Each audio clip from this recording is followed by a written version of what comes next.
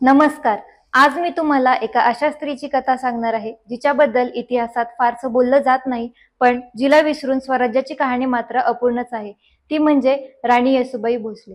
ज्यावेळेस छत्रपती संभाजी महाराजांना औरंगजेबाने कैद केले, ज्यावेळेस संपूर्ण मराठा साम्राज्यावर संकटांचे ढग गडद झाले, त्यावेळी एक स्त्री खंबीरपणे उभी राहिली, ती म्हणजे राणी येसूबाई भोसले. त्यांचे मूळ नाव जीवबाई शिर्के, त्यांच्या वडिलांचे नाव पिलाजीराव शिर्के हे एक मराठा सरदार होते. पुढे 1664 साली त्यांचा विवाह लहान वयातच छत्रपती संभाजी महाराज यांच्याशी करण्यात आला. त्यांचा विवाह केवळ व्यक्तिगत नव्हता, तर तो राजकीय दृष्टिकोनातून अत्यंत महत्वाचा होता. 1689 मध्ये छत्रपती संभाजी महाराजांना औरंगजेबाने कैद केले आणि त्यांची क्रूरपणे हत्या करण्यात आली. तेव्हा तब्बल 40,000ची फौज घेऊन जुल्फिकार खानने रायगडाला विळखा घातला. तिथे संभाजी महाराजांचे संपूर्ण कुटुंब अडकले होते.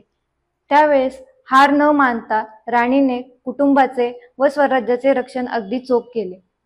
पतीच्या निधनाचे कळताच दुःखाच्या ओघात न जाता त्या स्वराज्याच्या रक्षणासाठी सज्ज झाल्या. सर्वप्रथम त्यांनी राजाराम महाराज आणि त्यांच्या पत्नींना सुरक्षितपणे रायगडाबाहेर काढले. मात्र एकीकडे गडाभोवती घातलेला विळखा आणि दुसरीकडे आपल्याच सरदारांनी केलेला विश्वासघात, त्यामुळे राणींना शरणागती पत्करावी लागली.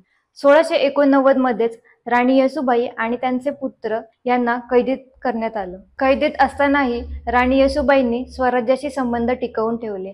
त्या काळात मराठा सरदार, गुप्तचर आणि इतर नेतृत्वांशी संपर्क चालू ठेवत त्यांनी राजकारभाराचा योग्य तो सल्ला देणे चालू ठेवले. अनेकदा काठावर आलेल्या स्वराज्याला त्यांनी आपल्या बुद्धिमत्तेने सावरलं. पुढे 1707 मध्ये शाहू महाराजांची कैदेतून सुटका करण्यात आली. पुढे त्यांनी छत्रपती म्हणून काम केले. मात्र मराठा साम्राज्य पुन्हा उभारणीच्या मार्गावर चालत असताना येसूबाई काहीशा मागेच राहिल्या. पुढे शाहू महाराजांनी त्यांची कैदेतून सुटका करवली. सुमारे 27 ते 30 वर्षे त्या कैदीत होत्या. तेव्हा त्या शारीरिक, मानसिक आणि आर्थिक संकटांना सामोरे गेला, पण तरीही त्यांनी धीर सोडला नाही आणि स्वराज्याची मशाल कधीच विझू दिली नाही. पुढे सुटकेनंतर 1730 साली त्यांचा सातारा येथे निधन झालं.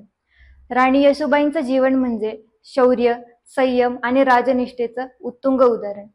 आपल्या दुःखाला न कुरवाळता पुढे स्वराज्याची ज्योत नेहमीच उजळत ठेवणाऱ्या अशा या राणीच्या स्मृतींना मानाचा मुजरा. तुम्हा सर्वांना नवरात्रीच्या हार्दिक शुभेच्छा.